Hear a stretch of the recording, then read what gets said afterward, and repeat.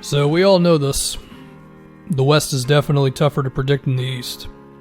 And the standings that I'm going with here don't necessarily reflect like who I think is actually better or worse between, let's see, Clippers health, LeBron caring. Those are the main two, really. But anyway, yeah, let's do the predictions. So I've said it many times. I think Houston's getting the 1 seed. I just think they're going to win a crap ton of regular season games. Not saying I think Westbrook and Harden is going to work in the playoffs, but in terms of winning more than anybody else in the regular season, yep, I'm going to go there. So Houston with the 1 seed. 2 seed, I officially have no idea. You could, if the Blazers finish with the 2 seed, I'm not going to be shocked with the idea of like, even if they've had some roster changes, like the continuity as opposed to like a bunch of shuffling around in the West, that whole thing. But as far as my actual pick for the 2 seed, I'll probably just go with the Nuggets because they're going to win games and Jokic is going to carry them to a whole bunch of victories and all that stuff. So there's Denver for 2. 3, I'll go with the Lakers. Just going to go back to LeBron giving a crap. 4, I'm going to go with the Clippers. It's just health. I mean, Paul George isn't going to start the year. I'm assuming Kawhi is going to be on load management. Do I think the Lakers and the Clippers are the 2 best teams in the West? Yeah, probably. Actually, yes, definitely, I will say. Okay, so this is where it starts to get really, like, dumb, I guess, because, like, I have to put someone as the 7th seed, and that's going to make it sound like I think that team sucks, but I don't. Like, the 7th seed might win 51 games this season or something crazy, you know? But, you listen, somebody's got to get the 7th and 8th seeds. So, for the 5th spot, I'll probably go with the Jazz. I mean, I'm not as high on them as other people are. Like, Zach Lowe thinks they're a title contender, which makes me think that there's something I'm not seeing. Like, I understand it. Defensively, they're going to be great. Offensively, there's going to be improvement. But, I don't know. All the teams that I have above them, they've got like a top 10 dude, and I feel like if you don't have one of those guys, you're just going to lose like a couple extra games, I guess. Speaking of a top 10 player, I'm going to go Portland at 6 for Dame. I'll be honest, if Nurkic was healthy, I legit might put the Blazers like in the top 4, potentially even the top 3. But he's not, and now it's Whiteside, and that's a whole different thing. I mean, I was watching the preseason game against the Nuggets, and Whiteside was setting some super half-assed screens. Now, maybe he just didn't give a crap because it was the preseason, but that's already a bad sign coming from Whiteside in the way it ended in Miami. And that's really it. Like, for any Blazer fan who might get upset, I'm telling you now, if Nurkic was healthy, I would have them way higher because I respect the hell out of what they do that much. But he's not healthy. And for a team that relies so much on consistency and chemistry, Whiteside already freaked me out a little bit.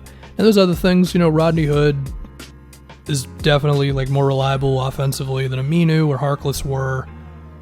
Zach Collins looks cool, but yeah, I got Portland 6. I'm actually going with the Warriors 7, which completely goes against my half-baked Steph Curry MVP pick. You know, I did a whole video on their depth. Their depth is really bad. I mean, I have no idea how they're going to score when Steph is not on the floor. And you could say D'Lo, but I mean, you can go find their stats when Steph wasn't on the floor when they had Kevin frickin' Durant, okay? And it still was like, maybe it was still like above average and all that, but it wasn't them just blitzing teams, you know what I mean? So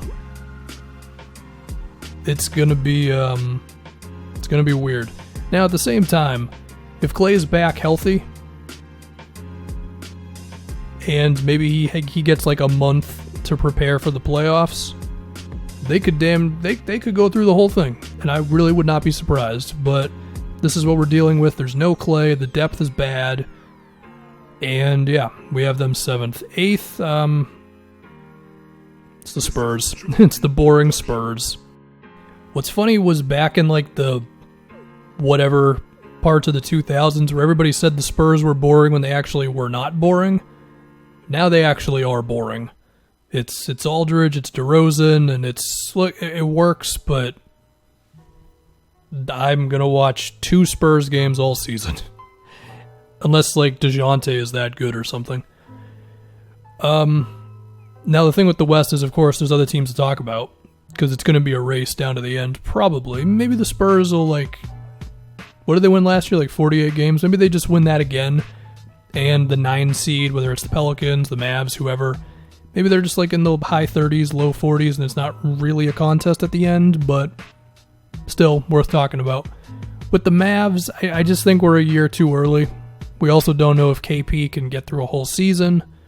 With the Pelicans, similar thing. Now, there's of course the chance that any of these teams, whether they're at the bottom, the top, middle, whatever, makes a move. They're definitely going to make moves between Iguodala, Kevin Love, Bradley Beal, whoever else. I can't really predict those things, so yeah.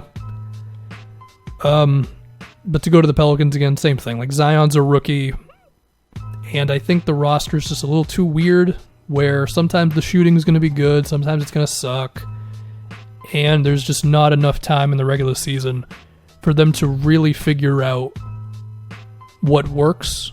Now, they're still going to be, like, really fun, and I could picture them winning, like, 37 games, which, you know, that's respectable for a team that's full of young dudes and a rookie and all that, but playoffs, no. The T-Wolves are Towns and a whole bunch of dudes, so no. The Kings, I mean, if Bagley just sets the world on fire now that he's starting, that could be something, but I feel like for the Kings to really get in there, they're going to need, they got to get better on defense. That's number one. Part of that's Bagley. Part of that's signing Dwayne Dedmon, definitely better defensively than Stein. But even so, I just think it's got to be a collective effort. But also, I think between Fox, Hield, and Bagley, one of those dudes has to establish himself as an all-star. If you make me pick, this season it's probably Fox. But, like, is that going to happen this year? Maybe, maybe not. As for OKC, there's too many if factors. If Chris Paul is going to be a good citizen, if he's even going to be healthy, if Steven Adams can hold up, because there's some things you could argue about his health towards the end. I mean, not in terms of missed games, but just looking a little slow and a little beat up out there. And as for Phoenix, it's just not going to happen. I feel a little bad for the Suns. Not too bad because they're kind of a joke as a front office. I feel bad for Suns fans, definitely. Because it's just like, they can make progress, and even so, it's like, God, the West is tough. So anyway, back to my 8 teams again, of which I would probably change my mind if I did this video tomorrow, is the Rockets, the Nuggets, the Lakers, Clippers, Jazz, Blazers, Warriors, Spurs. With the difference between all of that probably being like 2 games, if we're being honest, but yeah, there you go.